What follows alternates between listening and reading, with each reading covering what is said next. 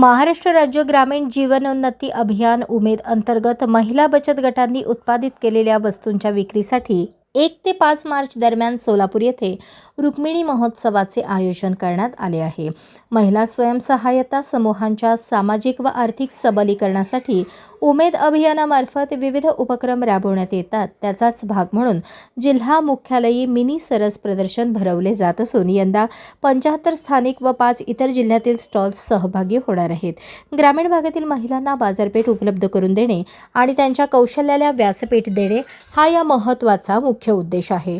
या प्रदर्शनात सोलापुरी कडक भाकरी, शेंगा चटणी, दुग्धजन्य पदार्थ, हस्तकला, कोल्हापुरी चप्पल, सेंद्रिय डाळी, मिलेट पदार्थ तसेच खेकडा, उजनी मासे, बिर्याणी आणि पंढरपूरची बाजार आमटी यांसारखी ग्रामीण मेजवानी उपलब्ध असणार आहे। शहरातील नागरिकांनी मोठ्या संख्येने उपस्थित राहून ग्रामीण उत्पादनांची खरेदी करावी आणि महिलांचा उत्साह वाढवावा असे आवाहन प्रशासनाने केले आहे। सगळ्यात मोठा मार्ग आहे। त्यातून आपण बघतो गावागावामध्ये आपण बचत गटांना आर्थिक सहाय्य, त्यातून बचत गटांनी स्वतःच्या पायावर उभ्या राहण्यासाठी स्वतःचे व्यवसाय उभे करावेत, प्रभाग संघ व्हावेत। त्या संघाच्या माध्यमातून महिलांचे अनेक बचत गट एकत्र येऊन या ठिकाणी स्वतःच्या पायावर नवनवीन व्यवसाय उभे करावेत अशा पद्धतीची भूमिका आदरणीय मोदीजींनी घेतली आणि त्यातून नवनवीन कल्पना आज यामध्ये येताना आपण बघतोय।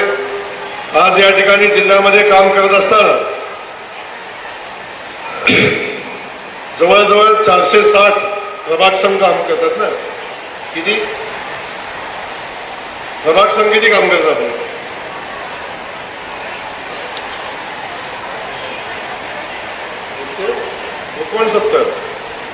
69 प्रभाग संघ काम करतात। आता माझं तर म्हणणं आहे शिवसाहेब, हे प्रभाग संघ तालुका निहाय तर गावागावात तयार झाले पाहिजे, कारण आमचे अनेक बचत गट या ठिकाणी आहेत। एका गावामध्ये किती बचत गट आहेत?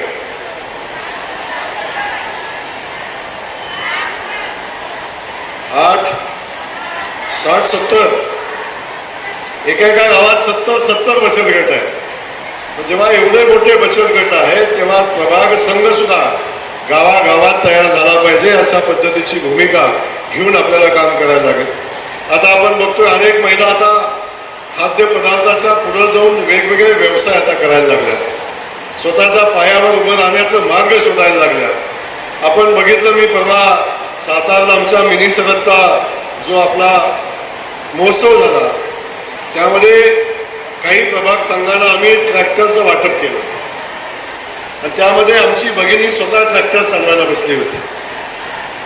बहीण आमची स्वतः पायावर उभी राहून ट्रॅक्टर चालवायचं नियोजन करते आणि स्वतःच्या ताकदीवर स्वतःचं जीवन घडवण्याची क्षमता ठेवते।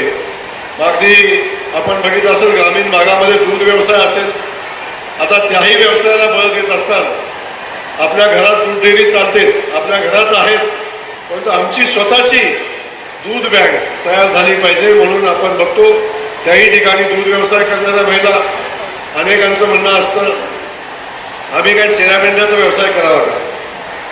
पण मी तुम्हाला अभिमानानं सांगेन, आज शेळी मेंढी व्यवसायात जेवढा पैसा मिळतो तेवढा दुसऱ्या कुठल्याही व्यवसायामध्ये मिळत नाही। आपण जर शेळ्या मेंढ्या घेऊन जर ग्रुपमध्ये आपण त्याचं पालन केलं तर मला वाटतं सगळ्यात जास्त पैसा मिळवून देणारा त्या व्यवसाय आहे। आपण सगळ्या महिला भगिनींनी एकत्र यावं आणि त्याही व्यवसायामध्ये लक्ष द्यावं। आज बघता आपण जे उत्पादनं घेतो